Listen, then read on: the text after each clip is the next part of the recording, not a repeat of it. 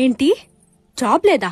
Cuttings అన్ని పోను నెలకి 52,000 వస్తాయని చెప్పాడు. అలా చాలా కటింగ్లు ఇస్తాడమ్మా. అది నాకొచ్చే శాలరీ.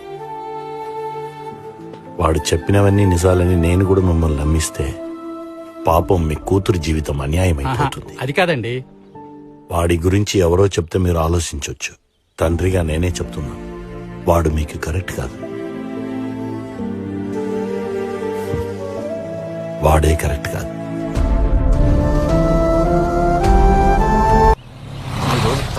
తేలిపోవాలి. నేను రానా? ఇక్కడే ఉంటా, ఇప్పుడే వస్తా.